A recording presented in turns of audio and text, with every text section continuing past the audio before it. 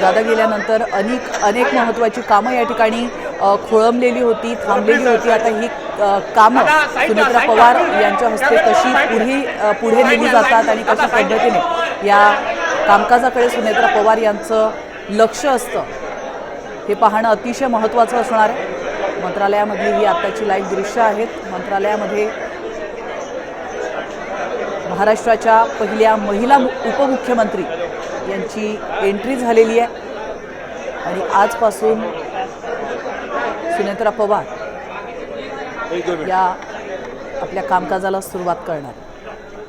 तर छत्रपती शिवाजी महाराज यांच्या प्रतिमेला अभिवादन त्यांनी केलेलं आहे। त्या प्रतिमेसमोर त्या नतमस्तक झालेल्या आहेत आणि छत्रपती शिवाजी महाराज यांच्या आशीर्वादानंतर त्या आता त्यांच्या दालनामध्ये जाणार आहेत। त्यांच्या दालनामध्ये जाऊन ते पुढचं कामकाज त्यांचं पाहणार आहे।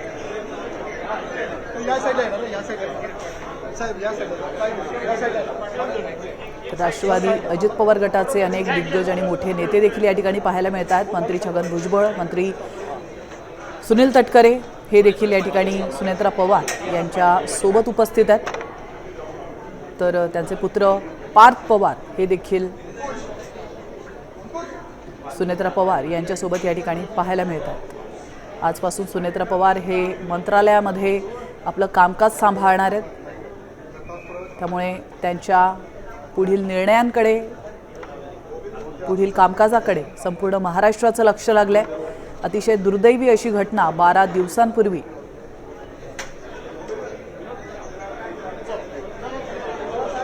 आपण पाहतो 28 जानेवारीला अतिशय दुर्दैवी अशी घटना घडली होती, ज्यामध्ये उपमुख्यमंत्री अजित पवार यांचं दुःखद निधन झालं होतं आणि त्यानंतर अचानक महाराष्ट्राचं राजकारण एका रात्रीत बदलल्याचं पाहायला मिळालं आणि अजितदादा गेल्यानंतर अवघ्या 3 दिवसात सुनेत्रा पवार यांनी उपमुख्यमंत्रीपदाची धुरा सांभाळली। त्यांनी उपमुख्यमंत्रीपदाची शपथ घेतली आणि संपूर्ण महाराष्ट्र त्यांच्या परतीची वाट बघत होता। आज त्या मंत्रालयामध्ये आलेले आहेत आणि आजपासून त्यांच्या कामकाजाला ते सुरुवात करणार आहेत। तर महात्मा ज्योतिबा फुले यांच्या फोटोसमोर देखील सुनेत्रा पवार या नतमस्तक झालेल्या आहेत।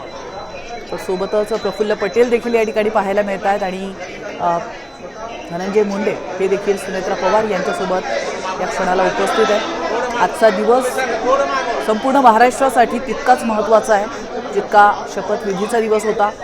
शपथविधी झाल्यानंतर सुनेत्रा पवार कधी मंत्रालयामध्ये परत येत आहेत, त्यांच्या कामकाजाला सुरुवात करत आहेत, खोळंबलेली कामं पुढे नेत आहेत याची वाट संपूर्ण महाराष्ट्र बघत होता।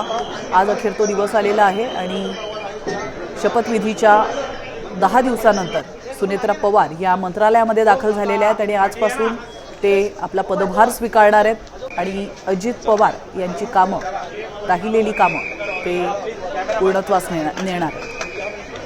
तर मंत्री हसन मुश्रीफ देखील या ठिकाणी पाहायला मिळत आहे। येत्या काळामध्ये सुनेत्रा पवार यांच्या कार्यपद्धतीकडे, त्यांच्या कामकाजाकडे सर्वांचंच लक्ष असणार आहे। उपमुख्यमंत्री पदाची धुरा ते नेमकं कसं सांभाळतात, कशा पद्धतीने या सर्व गोष्टी ते एक हाती पुढे नेतात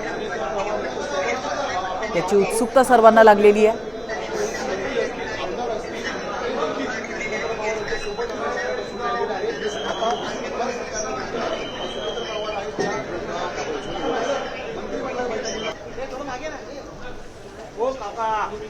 तर उपमुख्यमंत्री सुनेत्रा पवार या मंत्रालयामध्ये दाखल झाल्याची ही दृश्य आपण पाहू शकतो। थोड्याच वेळात ते आपल्या उपमुख्यमंत्री पदाचा पदभार स्वीकारणार आहेत आणि त्यानंतर आपल्या कामकाजाला ते आजपासूनच सुरुवात करणार असल्याची माहिती समोर येते। तर कामकाज सल्लागार समिती बैठकीतही ते हजेरी लावणार आहेत। कामकाज समितीची बैठक होणार आहे थोड्याच वेळात आणि त्यात देखील उपमुख्यमंत्री सुनेत्रा पवार या उपस्थित असतील। थोड्याच वेळात त्या उपमुख्यमंत्री पदाचा पदभार स्वीकारतील आणि येत्या काळामध्ये त्यांच्या कामकाजाकडे, त्यांच्या कार्यपद्धतीकडे संपूर्ण महाराष्ट्राचं लक्ष असणार आहे। आता ते कामकाज नेमकं कशा पद्धतीने पुढे जातं आणि कशा पद्धतीने अजितदादांची धुरा त्यांच्या पत्नी सुनेत्रा पवार सांभाळतात, या दरम्यान त्यांना शरद पवार यांचं मार्गदर्शन लागतं का, हे पाहणं देखील तितकंच महत्त्वाचं आणि औत्सुक्याचं असणार आहे.